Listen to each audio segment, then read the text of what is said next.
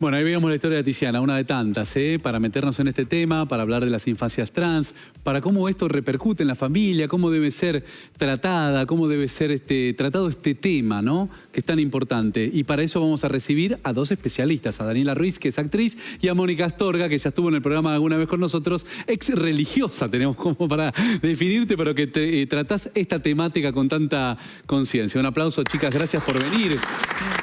Qué tema importante, ¿no? Veíamos algo de la historia de Tiziana en este video y claro, cómo hay que darle importancia y cómo hay que saber quizás contener a la persona, sobre todo en la niñez, ¿no? Cuando es una niñez de alguien que decide alguna cosa o que siente otra cosa y que lo empieza a expresar primero en la familia. ¿Qué es lo importante a tener en cuenta ahí? No sé, ¿quién quiere empezar? Como vos quieras, no hay problema. Daniela, a ver. Primero hay que entender que nosotras, ahí hay una palabra que vos pusiste que es interesante, que existimos. Existimos en la Argentina donde existen derechos, sí, donde existen tratados internacionales, donde está el respeto al derecho a los niños y a las niñas. Y desde ese lugar nos vamos a plantar para empezar a trabajar lo que nos corresponde en el derecho igualitario, me parece, ¿no? Bien. Desde ese punto vamos a hablar, desde mi manera de ver las cosas y de nuestra comunidad, qué es lo que pasa a la sociedad que hasta el día de hoy no respetan a nuestras infancias travestis trans. Correcto. Esto tiene que ver que no es algo que sale de algún patrón de pensamiento de la madre, ni nada por el estilo. No sale de eso. Nosotras existimos y tenemos uso de razón, por lo menos de mi parte, a los 4 años ya tenía uso de razón de quién era.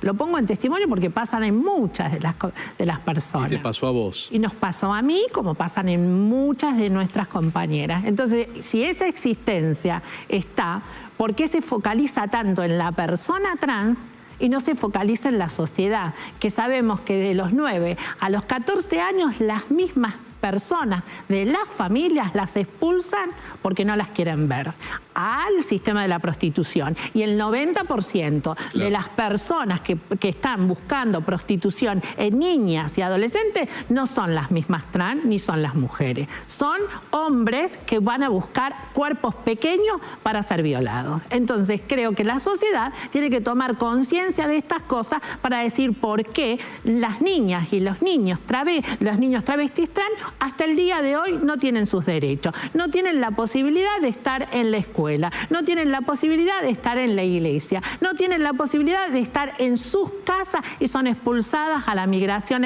a la expulsión y a la marginalidad y al sistema de pobreza estructural. Yo desde ese lugar me planto y quiero preguntarle a la sociedad qué es lo que pasa, que cuando nos ven a nosotras como niñas y que les estamos diciendo respétennos con el mismo derecho, todo es un escándalo, ¿no? Mónica, esto genera un poco lo que está transmitiendo Daniela, ¿no? Tal vez cierto enojo, tal vez cierta falta de comprensión, cierta falta de integridad, cuando las posibilidades que están dadas no se dan finalmente, ¿no? Aunque haya una ley que lo avale. No se dan para nada. Nunca. Yo cuando conocí a las chicas, todas me dijeron entre los 3 y 8 años, ellas ya tenían definida su identidad y cuando lo manifestaron en sus familias fueron expulsadas. Claro. La mayoría entre los 8 y 15 años fueron expulsadas. Todas las chicas... Perdón, creo que escuché mal. ¿Expulsadas entre 8 y 15 años? De sus casas. ¿Expulsadas a los 8 años? Sí.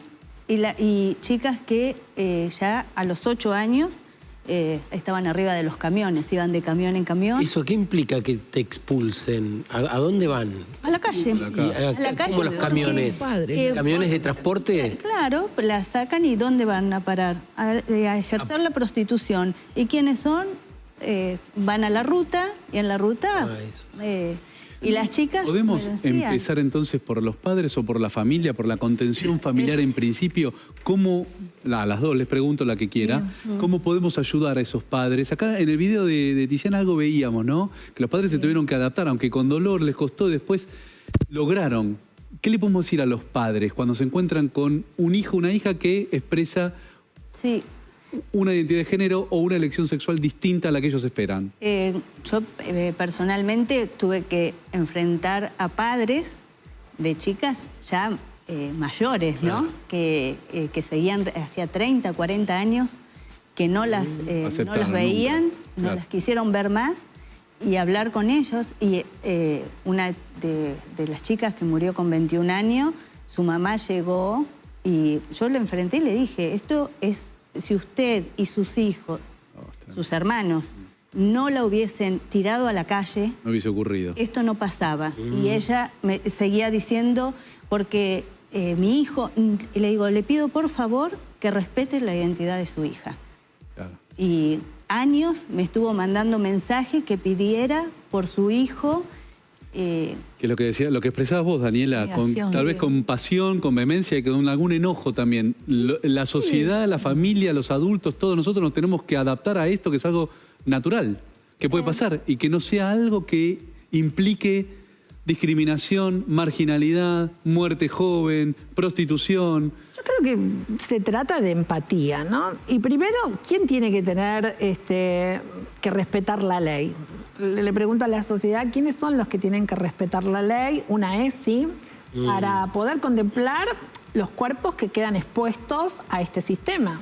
Porque si yo no conozco y no hay un sistema educativo que enseñe quiénes somos, ¿qué nos prepara para Claro, todas nosotras? ¿quién los prepara? ¿Quién los prepara? Entonces lo que tenemos que hablar es que hay una gran hipocresía en esta sociedad que te busca de noche Y te niega de día. busca de noche a violar a niñas, porque está el intendente, está el gobernador, están todos los que se rasgan las vestiduras con la moral y las buenas costumbres de que yo no soy, pero después lo que hacen es buscar a las niñas jovencitas, niñas travestis, que son los primeros en ver en todo esto. Entonces tenemos que sacar esta sociedad, esta hipocresía de la sociedad, hablar claro y decir las cosas como son, porque nosotras no somos enfermas, no tenemos nada que ver con la patologización. Lo que nosotras somos personas humanas que queremos tener el mismo trato y el mismo derecho. ¿Qué falta? Hablar. ¿Dónde? Porque, digamos, una ley no genera conciencia, una ley no genera aceptación. Es una ley. Después la sociedad se tiene que adaptar a esa ley. Políticas públicas. ¿Dónde se habla? ¿Dónde sienten que falta hablar? ¿A quiénes? ¿Cómo se podría implementar? En todos, en los colegios, en las familias, en toda la sociedad, todos. A mí me tocó, trabajando en una defensoría, siempre destaco cuando se hizo la novela 100 días para enamorarse, que es la primera vez que tratan una niña que se siente varón. Lo trataron tan bien, tan educadamente, el cambio de género durante que la novela pasaba por otro lado, pero lo trataron tan bien que en la defensoría, yo en ese momento hacía casi 15 años que estaba y nunca habíamos recibido niñas o niños trans para el cambio de nombre, que ya estaba la ley para el cambio. Claro. Y bueno, lo primero que empecé a escuchar es que el primer rechazo es de los papás. Claro. O de las mamás. O sea, porque todos los padres, acá vos nombraste a los 4 años, entre los 4 y los 6, pero en realidad los papás cuando venían a contar lo notaban a los 2 años ya, que algo no estaba como ellos esperaban o no coincidía con lo que, digamos, con el cuerpo que habían visto al nacer, por decir alguna referencia vulgarmente o claramente dicho.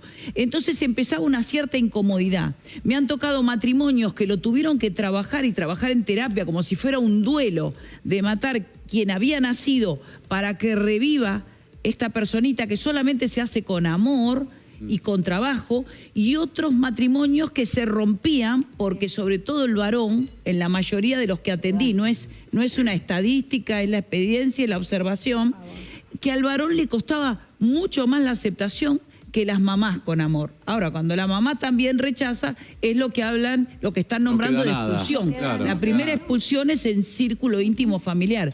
Los que lograron aceptarlo con amor, que era un matrimonio médico, hablaron con el colegio, se hizo el cambio de nombre, iba feliz, ¿Cómo? por eso felicito este video de Salta, porque ahí los dos papás exponen la aceptación, que lo más Y importante los miedos es el por amor. los que más pasaron. allá. ¿Y A la cómo se realidad. trabaja esto, Mónica, entonces?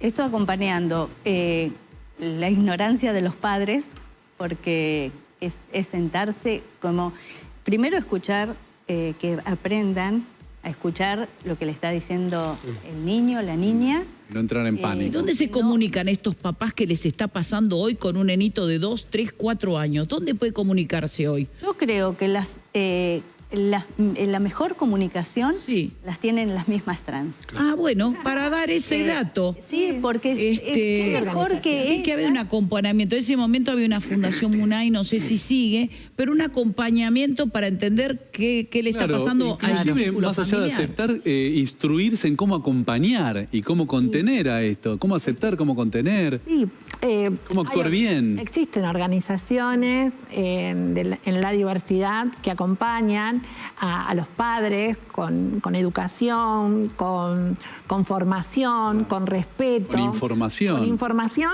y sobre todo también existen organizaciones que tratan estos temas transversalmente, interseccionalmente, repensando todas las prácticas en sí, ¿no? O sea, todas las prácticas que pueden tener una persona, porque ninguna compañera trans, niña o niña, tiene sus particularidades, o sea, particularidades que no es tan integral porque pueden pasar según la clase social, según si hay racismo estructural, según si hay pobreza, según todo tiene los que ver casos con son- todo y tiene esto que ser transversal y entenderlo. Entonces, lo primero que le podemos decir a la gente, a la sociedad, no se asuste si un día le dice, qué sé yo, no sé, su hijo, su hija, respetame por mi nombre, respetame con el nombre que tengo, porque no pasa nada, no pasa nada. Sigue siendo una persona, sigue siendo un ser humano que ama, que vive, que cree en el amor, que cree en la sociedad y no le tenemos que quitar esa. Quisiera hacerle una pregunta a las dos. Si hay muchos chicos o chicas trans que estén en adopción. De por sí... No sabemos, ¿no? Porque me preguntaba, digo, en esta situación, que ya lo hemos hablado en alguna otra ocasión, ¿no? Que las familias las echan a la calle o los echan a la calle. Me preguntaba si hay institutos donde haya chicos en adopción.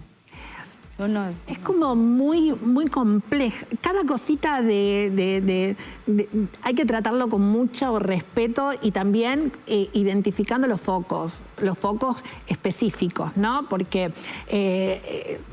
lleva su tiempo y sus complejidades en cada lugar y en cada centro. Si es en adopción o no, o si puede pasar en algún lugar, porque hasta los mismos... Porque existe la crueldad. O sea, Sí. nosotras entendemos que estamos viviendo en este momento en la Argentina donde la crueldad empezó a naturalizarse y no la tenemos que naturalizar, ¿no? O sea, digo esto porque a los 5 años, 6 años, ¿qué derecho tenían mis compañeros en el colegio de bajarme el pantalón y golpearme y pegarme chicles solamente porque yo les decía que yo no era Daniel, sino era Daniela? Imagínense con toda esta crueldad que estamos viviendo hoy, en este momento, con tanta naturalización de la crueldad, ¿qué es lo que está pasando con nuestro colectivo? Mónica, ¿sentís que esa crueldad sigue, por ejemplo? ¿O se avanzó? ¿Los chicos siguen no aceptando o haciendo bullying? Porque a veces sentimos, o yo por lo menos siento que a veces naturalizamos cuando algún chico tiene una identificación de género o una elección sexual, pero a su vez en el colegio sigue siendo alguien distinto, da para el chiste, da para el bullying, como decía Daniela. ¿Eso sigue ocurriendo hoy tanto como antes? Sí, yo no, en estos 20 años que estoy con las chicas, avance muy poco. Mirá, ¿por qué crees que poco? Yo creo que, no sé qué pasará por la cabeza de los padres o de la familia, de la sociedad. Yo siempre dije, cuando tengo una trans adelante, para mí ella es Daniela, un ser humano al cual tengo que cuidar y como cuido de las grandes, cuidar de los chiquitos, ¿no? Y siempre se me cruzaba por la cabeza, me acuerdo cuando yo me faltaba como una pata en la mesa, cuando las chicas me hablaban y me decían la edad, cuando escuché a Gabriela Mancilla, dije, acá está lo que me falta a mí, la niñez. Hay niños, y yo no los conocía. Ahí conocí a Lulú y dije, y empecé a buscar, y ahí conocí la organización de ella, y pude estar en medio de 15 niños y niñas amados y respetados por sus padres. Yo dije, acá hay que trabajar. Pero era un grupo de 15, de 20. Qué bárbaro. ¿Qué sentiste ahí? ¿Cuántos habrá que no tengan ese apoyo? Que ¿no? los tapan. La carencia también en el equipo, sí, no solamente en los docentes, en los tribunales, que los seguían llamando por el nombre que no era, por el nombre incorrecto, sino también lo que contaban estos papás, que habían recorrido por muchos psicólogos. Hay mucha incapacidad en las capacitaciones, en profesionales. Totalmente. Viste, que vos decís, no puede ser que no haya materias especiales que sepan No, sobre hay el mucho tema. estigma y hay patologías, ¿no? O sea, si sabemos bien que en la psicología todavía un niño o una niña, el psicólogo mismo patologiza ciertos temas, entonces, ¿qué esperamos de que la persona que está dando y entregando su tiempo y su vida y contando su historia no sea respetada? Pero bueno, Mónica hablaba recién de una palabra que me parece clave, que es cuidado. Cuando vos te ponían los chicles donde te los ponían, ¿qué pasaba con esa maestra o ese maestro? No pasaba nada. Nadie. Porque te digo que ya tengo 50 años, pero en ese momento no, era como nada en sí, no pasaba nada. Encima la maestra le quería más a los niños, a las niñas, que al diferente o al rarito. Entonces hay como también estas cuestiones patriarcales, machistas, biologicistas, hay mucho desconocimiento, ¿no? ¿Qué encontraste ahí, Mónica, cuando decís encontré la pata que me faltaba y fuiste a la niñez?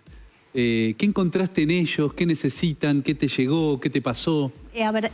Lo primero que me sale es abrazar toda esa niñez, ¿no? Y me acuerdo que el primer encuentro con Lulú, lo que hice fue también que llamé a algunas de las chicas y le dije, abracen a Lulú, abracen la infancia que le robaron. Porque les robaron la infancia. A todas ellas, a todas las grandes, a todas las que murieron, les robaron la infancia y la siguen robando.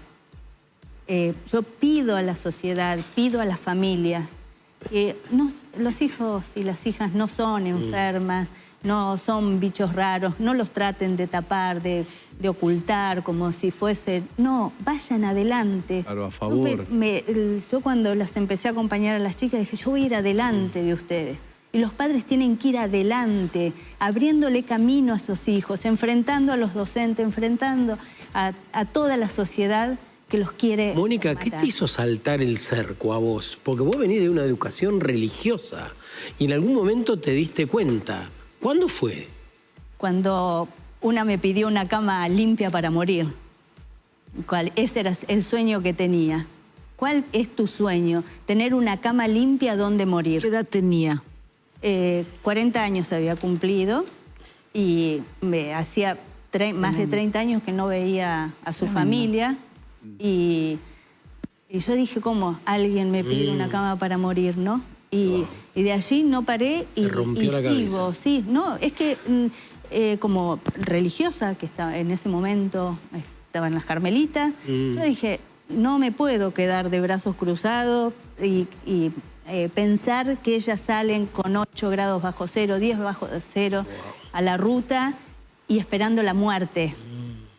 Hoy no tenemos tiempo de escuchar tu historia, Mónica, pero sé que hay una nota en YouTube que hiciste en este programa donde contaste esto que te pasó, ¿no? O sea, que se puede buscar Mónica Astorga en nuestro canal de YouTube, en el canal de la ciudad, en YouTube, y ahí poder disfrutar y ver esa historia, ¿no? Y las vamos a volver a invitar, chicas, porque indudablemente es una temática que necesita seguir siendo hablada. También, ¿no? Asociando los temas, de expulsión también. Sí. Sí, también esto hay que decirlo. Nosotras las travestis y las trans tenemos autoridad para poder hablar de esto porque hemos vivido. Claro. O sea, no podemos tampoco ponernos y corrernos de los lados que donde nosotras estamos porque cuentan las otras historias de los demás cuando nosotras sabemos bien lo que tenemos que hacer. Completamente. Chicas, les agradecemos muchísimo por haber venido. Gracias. Las despedimos con este fuerte aplauso. Gracias por el compromiso y por la tarea que hacen y por comunicarlo. Y nosotros, compañeros, nos tenemos que ir. Sergio, hasta mañana. Hasta mañana. Mónica, hasta mañana. mañana. Lola.